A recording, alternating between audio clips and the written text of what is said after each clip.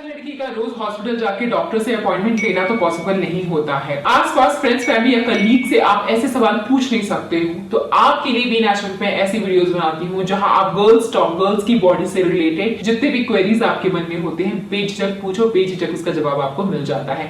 तो आज मैं आपको दूंगी कुछ आपके ऐसे सवालों के जवाब जो आप किसी से भी पूछने से शर्माते हैं, चाहे वो आपकी गायनेकोलॉजिस्ट ही क्यों ना हो। तो आपको डॉक्टर से नहीं पूछ सकते हो, अपने आस पड़ोस, बहन या कलीग, दोस्त, फैमिली, रिलेटिव्स कहीं भी नहीं जान सकते हो इन सवालों के जवाब। कंफर्टेबल मेन के कितने होते हैं, विमेन के कितने होते हैं। तो बात करें मेन की, उनके सिर्फ दो होल होते हैं, एक जहां से वो स्टूल पास करते हैं एनस, और दूसरा होल होता है जहां से वो पी पास करते हैं, प्लस वहां से उनका स्पर्म पास होता है जिससे वो बेबी प्रोड्यूस कर पाते हैं फीमेल के यूट्रस में। वहीं फीमेल की बात करें तो फीमेल के 3 होल्स होते हैं। बैक से स्टार्ट करें तो पहले एनस होता है जहां से आप स्टूल पास करते हो। जो मिडिल होल की बात करें तो वहां से आपके पीरियड का ब्लड पास होता है, प्लस वहां से आप बेबी को बॉर्न करते हो। और जो फर्स्ट होल होता है वो बहुत ही छोटा होता है कि आप उसको देख ही नहीं पाते हो, उसे कहते हैं यूरिथ्रा, वहां से आप यूरिन पास करते हो। तो total 3 hole. Next question, what is the correct size of boob? So girls, आपकी ब्रेस्ट का परफेक्ट साइज वो होता है जिसमें आप खुश होते हो, जिस साइज को लेकर आप कंफर्टेबल फील करते हो।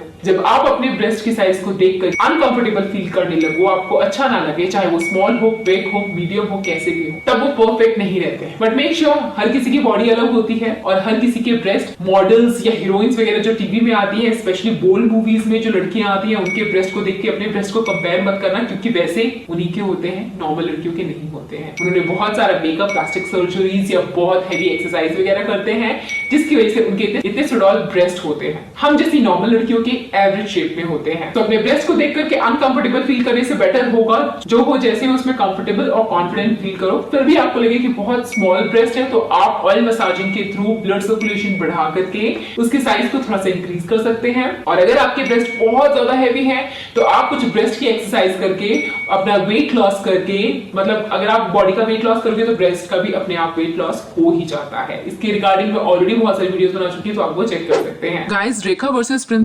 Next question, what is vaginal fart? जो वजाइनल फार्ट होता है वो सिर्फ विमेन ही कर पाती है थ्रू हर वजाइना। तो जब आप इंटीमेट हो रहे होते हैं तो ऐसे में हवा पास होती है आपकी वजाइना। तो जब कभी कभी वो हवा अंदर भर जाती है, फिर वो हवा बाहर निकलती है, फिर जाती है, क्योंकि आप इंटीमेट हो रहे होते हो।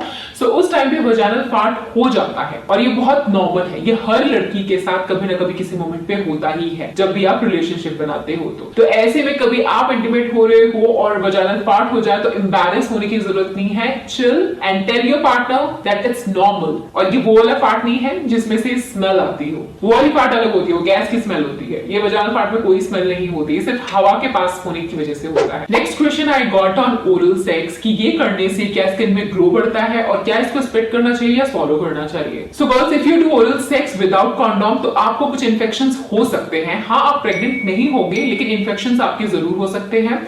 प्लस ये करने से ना ही ग्लो आएगा और it will not kill you also. मतलब बेनिफिट कुछ नहीं है, this is only your preference. If you want you can do, but कोई बेनिफिट नहीं है। लेकिन without condom yes, your life is in risk of many diseases and there is no research कि ये करने से आपकी स्किन में कोई ग्लो आए। Now next question is about semen leakage. अगर आप कंसीव करना चाहती हैं और इंटीमेट होने के बाद सीमन लीक हो जाता है तो ऐसे में क्या करना चाहिए? जब सीमन अंदर गया नहीं तो प्रेगनेंसी कैसे ठहरेगी? ये बहुत जेन्युइन क्वेश्चन है जो विमेन के दिमाग में कहीं ना कहीं आता है। तो इसका सिंपली ये आंसर है कि सीमन लीकेज होना, I asked same question to my gynaecologist also, और उन्होंने मुझे यही एडवाइस किया कि सीमन लीकेज होना बहुत कॉमन है, ये होता ही है।